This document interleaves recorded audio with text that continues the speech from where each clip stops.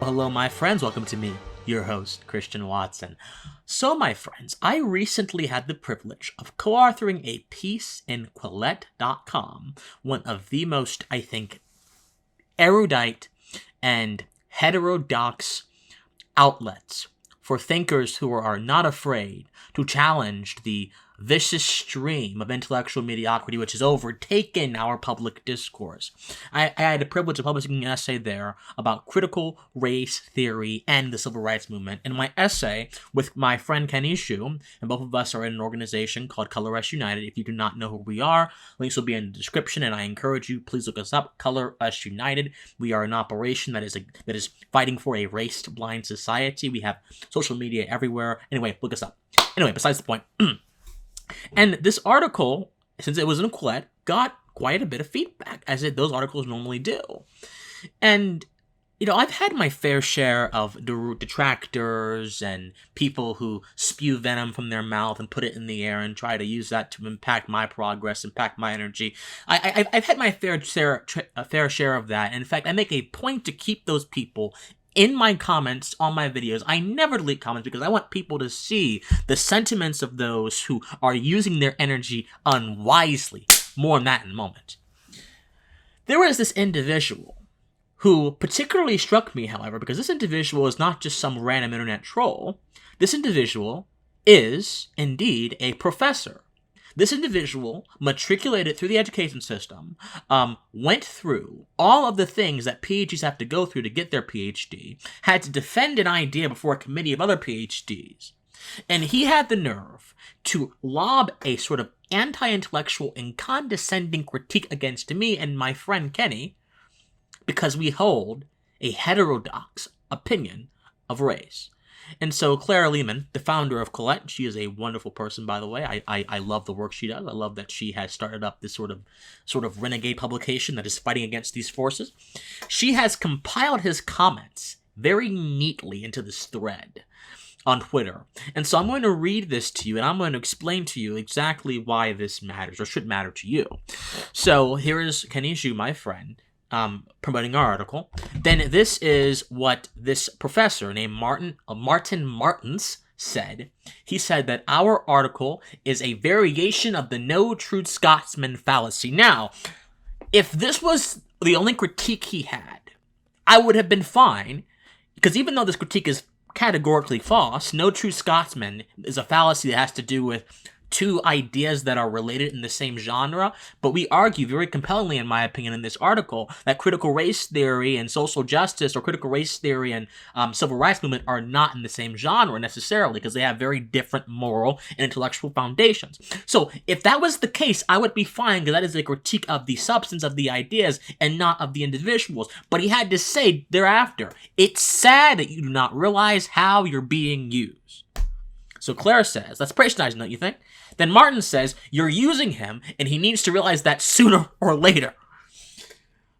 Let's go on. This same professor then addresses me. And I tell him what I just told you guys. I ignore these kinds of people. The human being has a finite set of energy and even a more limited amount of time in which to use that energy. If I soothe the ears of fools with my attention, my energy is being splintered, and it's not being used wisely. And his response to this? Have fun being played, Christian. If this was some random individual, some sort of a vagabond of idiocy, who has no direction and who spends his time just attacking and lancing those who he disagrees with, I probably would not be sitting in front of this camera addressing this topic. However, this is an individual, as I mentioned, who, as according to his Twitter profile, is a professor, a department chair at the Vancouver Island University. This is an individual who's obviously an older gentleman who obviously reads a lot of this kind of stuff, who obviously is involved in academia. And it just perplexes me, or I suppose I want it to perplex me, that someone who had to go through the rough and tumble of proving a point, of proving an idea, amongst a lot of other people who are supposed to be smart and educated, had the nerve to tell me that I'm being used without actually addressing the substance of my argument. And when he had tried to approach the substance of my argument, he did so in a fallacious way. This is a PhD. Now, there's a reason as to why this matters. It's important that we examine the meaning of ideas in their context, because ideas have very little power if there's not a context that reinforces them. The idea of human freedom, for example, which animated the spirits, the passions, and consequently the actions of every harbinger of truth, every harbinger of light that were involved in the American Revolution, they had a context to them. That context of fiery action, that context of rebellion against the king who was implanting all of his despotism, implanting all of his tyranny into the lives of the Americans, rejecting them, taxing them without representation, quartering troops in their houses. It had a context to it. And in fact, the fact that many ideas don't have a context to them makes many people dismiss them until those ideas accrue the context. And unfortunately, the kind of ideas that Mr. Martin espoused in his very short responses to me and Kenny reflect a broader context that goes beyond this moment, that goes beyond this man, that goes beyond any individual. So, Inside Higher Ed has an article here that says, Professors in Politics, What the Research Says. And this article essentially establishes that professors at universities in the United States, and this is a study done over 10 years, under 10 years, are left-leaning / liberal. And they were more likely to identify as liberal, 61%, compared to only 3.9% of conservatives. Now, why does this matter? This is a more important question. Because when you have an academic whose ideas and actions were birthed in that context, so willingly wanting to dismiss the works of someone else, that relays a few things. Number one, it relays that he is at least at a point in his context, in his academic context, that makes him feel comfortable enough to dismiss someone's ideas that have not been verified or have not been supported by the intelligentsia at large. And that lulls him into intellectual complacency. Now, we have to understand that there's a throughway, there's a canal in which ideas move from the minds of one to another. Because ideas, my friends, are spiritual qualities. And they're spiritual insofar as I can't see them until they're manifested. This is for most ideas. Some ideas, of course, I can see without being manifested by human beings. The idea of motion, which regulates the existence of all moving bodies, of water, objects, even us, those ideas manifest regardless of anything else. But these sort of values that these professors implant upon their students, they don't manifest until they are put forth and through a canal. So visualize this canal, and the professors on one side, and the students are on the other side. And the canal is one way. It goes one way. So if something goes downstream, then whatever is downstream has no power to push it upstream. Most professors in America, or in the world, have jurisdiction over their classroom to the extent that they can push their thoughts downstream. And if you try to go upstream, what happens when you fight to go upstream? It's hard. In fact, it could kill you. If you're in a lake or a river, you go try to go upstream, it could kill you. Now, in this context, it won't kill you, but the allure of punitive authority silences and chills the ability of students to express their ideas in a forthright manner. There is a reason why, according to multiple studies, many right-leaning students feel silenced and snuffed out on college campuses in America. I have had people, my own peers, call me all kind of names, call me all kind of pejoratives because I am convicted and rooted in the truth. I am convicted and rooted in the principles of natural law, rooted in the principles of rational inquiry, rooted in the principles of scientific inquiry. I am convicted and rooted, and through my mouth, those principles emerge to all of you. There have been so many of my peers, and even, I'm not sure if I can say this, some of my professors who have had an adverse reaction to that.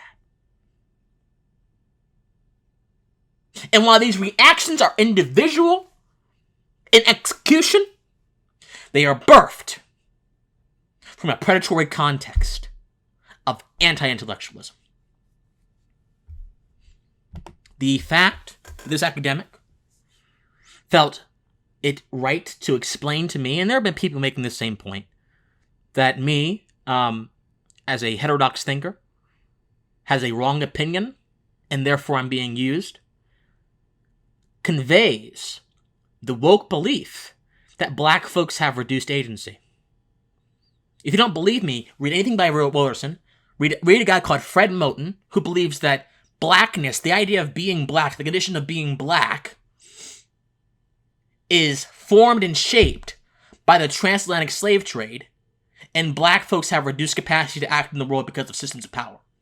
These are ideas that are being pushed to the annals of academia and that are actually forwarded by academics who are sympathetic to these kind of paradigms. I'm not saying that Mr. Martins believes that because I have no evidence of that, but based on his reactions, I can deduce a few things.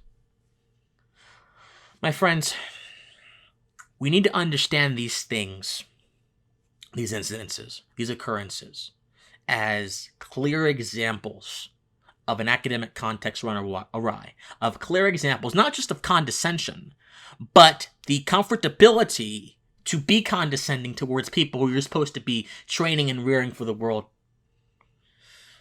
It's disappointing, but I think there are a lot of things conveyed by this interaction. And so, as Whitman said, I contain multitudes. And the fact that I contain multitudes, and that I have energy to execute those multitudes, means that it is incumbent upon me, as a responsible progenitor and a responsible conveyor of these energies, a responsible conveyor of these multitudes, to allow myself not to be contained or wrapped up by a single statement. And that must happen by me rejecting that statement, rejecting these insults, and explaining why they are fundamentally wrong. So, I tend to ignore these things, but as I said here, energy's finite, but knowledge, my friends, is infinite. Insofar as it can be passed and shared and extended beyond generations. And I have a duty to make sure that the knowledge of these things is shared fairly, and it is shared wisely, and it is not pigeonholed by an academic context that is slavish to preordained narratives which blind their eyes from the truth. Think on it. Guys, I love you so much. Want to support me? Please like, share, comment on this video. Patreon.com/FiddleCWatson or PayPal, FiddleCWatson@gmail.com. Share this on Twitter, on Facebook. Share this everywhere. We have to get this message out. It is dynamite. Most importantly, my friends, will the pensive fire go through and blaze it through all your conversations. Make sure that the truth is known. But most importantly, stay pensive. Bye, guys. I love you.